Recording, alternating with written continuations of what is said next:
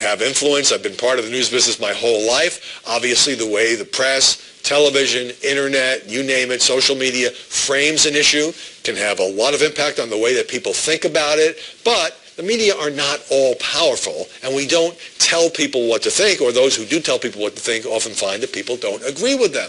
So an interesting email that we got from a guy named Tim Sloan, who says the following: isn't the corrupt media, puts media in quotes, that picks the presidents, isn't it the corrupt media that picks the presidents and not the voters? Why doesn't Jeb Bush get the same ambush questions? Well, let me deal with the first part first.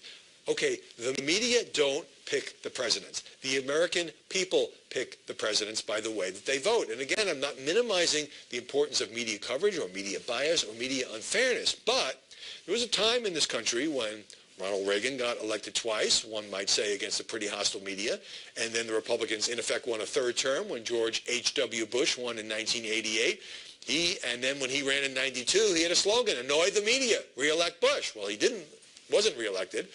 It wasn't because of the media, though you could argue that Bill Clinton got better treatment than the incumbent President Bush, the first President Bush 41.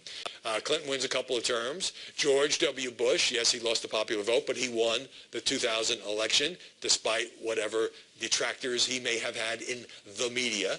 Since then, Bush got reelected in 2004 over John Kerry, even though I'm sure a lot of journalists favored John Kerry, especially at the height of the Iraq War. So my point is, both Democrats and Republicans have won the presidency.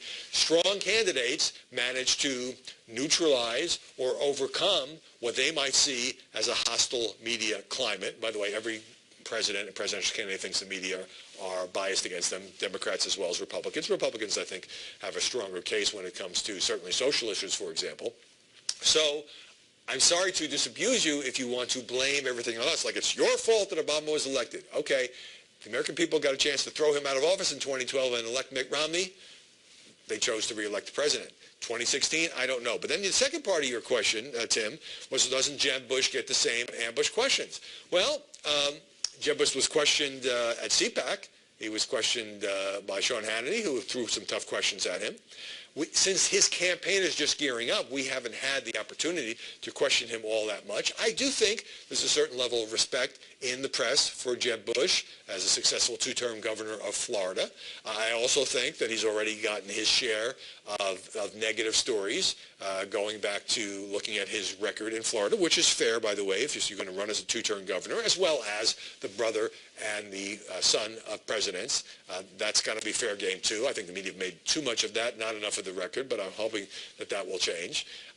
But I think also, you know, he's been subjected to questions about his position on Common Core education standards and on immigration. He seems to be sticking largely to his position on those. And I think as we have debates and as he does more interviews, he'll have more a chance on that. When you say ambush questions, well, is it an ambush question? It's an ambush question when you run up to somebody on a street and stick a microphone in their face. It's an ambush question when you ask a former governor and a guy who's a member of the prominent Bush family about to justify his positions on this, that, or the other. I don't think so. I wouldn't call that an ambush.